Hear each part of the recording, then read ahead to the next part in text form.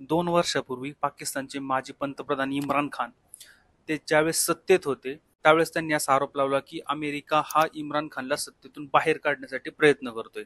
त्यानंतर वेगवेगळ्या भाषणांमध्ये इम्रान खाननी एक अमेरिकन अधिकारी डोनाल्ड लू याचं नाव घेतलं. त्यानंतर इम्रान खानने असा आरोप लावला की डोनाल्ड लू हाच इम्रान खानला सत्तेतून बाहेर काढण्यासाठी कारणीभूत होता. इम्रान खानने असा आरोप केला की डोनाल्ड लूने पाकिस्तानच्या विरोधी पक्षांच्या नेत्यांसोबत बैठका केल्या, त्यानंतर त्यांना आपल्या बाजूने घेतलं. त्याचबरोबर पाकिस्तानचं खरं सत्ता केंद्र म्हणजे रावलपिंडीमध्ये पाकिस्तानच्या आर्मीचं हेडक्वार्टर आहे. डोनाल्ड लूने पाकिस्तानच्या आर्मीला पण आपल्या जवळ केलं आणि पाकिस्तानचे त्यावेळेसचे आर्मीचे चीफ कमर जावेद बाजवा ह्या सगळ्यांनी मिळून इम्रान खानला सत्तेतून बाहेर काढलं. इम्रान खान यांचा सत्तेतून पाय उतार केल्याचे जवळपास आता 2 वर्षापेक्षा जास्त होऊन गेले. त्याचबरोबर ते 1 वर्षापेक्षा जास्त काळापासून पाकिस्तानच्या जेलमध्ये आहेत. कोण आहेत डोनाल्ड लू? डोनाल्ड लू हे एक अमेरिकन परराष्ट्र मंत्रालयाचे अधिकारी आहेत आणि त्यांच्याकडे दक्षिण आशियातील गोष्टींवरती लक्ष ठेवण्याचं काम सोपवण्यात आलेले आहे.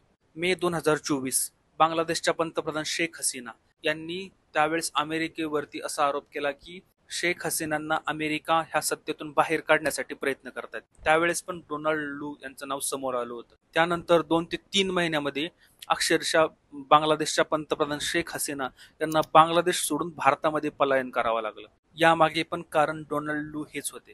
त्यावेळेस शेख हसीना यांनी असा आरोप केला की अमेरिकेची अशी इच्छा आहे की बांगलादेशने अमेरिकेला मिलिटरी बेस द्यावा. अशाच प्रकारचे सेम आरोप इम्रान खानने पण अमेरिकेवरती केले होते. 2 दिवसापूर्वी बातमी आली की डोनाल्ड लू यांची राहुल गांधी यांच्यासोबत मीटिंग झाली.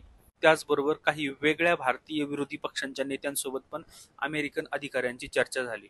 उमर अब्दुल्ला हे जम्मू काश्मीरचे माजी मुख्यमंत्री आहे, त्यांच्यासोबत पण काही अमेरिकन अधिकाऱ्यांची चर्चा झाली.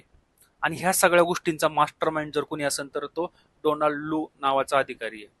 10 वर्ष पंतप्रधान मोदीचं सरकार हे सशक्त होतं आणि बहुमताचं सरकार होतं.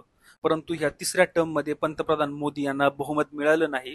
त्यामुळे मोदींचं सरकार हे अस्थिर आहे. ह्या अशा कारणामुळे विदेशातील शक्ती पण ह्या भारतामध्ये स्वतःचं प्रभुत्व कायम करण्यासाठी प्रयत्न करतायत. अमेरिका अशा प्रकारच्या गोष्टी का करत असेल? काही दिवसामध्ये ब्रिक देशांच्या समूहांची मीटिंग आहे, त्यामध्ये पंतप्रधान नरेंद्र मोदी हे पण जातील अशी अपेक्षा आहे. त्या ब्रिक देशांच्या मीटिंगमध्ये ब्रिक करन्सी नावाची एक नवीन नोट प्रणाली काढण्याचा ब्रिक देशांचा प्रयत्न आहे. अमेरिकेची अशी इच्छा आहे की भारताने त्या सगळ्या संघटनेपासून दूर राहावं आणि अमेरिकेला मदत करावी. अमेरिकेला आता स्वतःच्या डॉलरचं प्रभुत्व जातंय काय याची भीती वाटायला लागलेली आहे. तसेच काही दिवसापूर्वी पंतप्रधान नरेंद्र मोदी आणि रशियाचे राष्ट्रपती व्लादिमीर पुतीन यांनीही भेट केली. हे पण अमेरिकेला आवडलेलं नाहीये. ह्या अशा सगळ्या परिस्थितीमध्ये राहुल गांधी यांनी जी का डोनाल्ड लू सोबत केलेली मीटिंग आहे त्यामुळे त्यांना भारतामध्ये टीकेला सामोरे जावं लागतंय. लोकांचा एकच प्रश्न पुन्हा पुन्हा समोर येतोय की राष्ट्रीय एकात्मता आणि सार्वभौमत्व यांच्या समोर विरोधी पक्षांचं राजकीय हित कसं काय येऊ शकतं?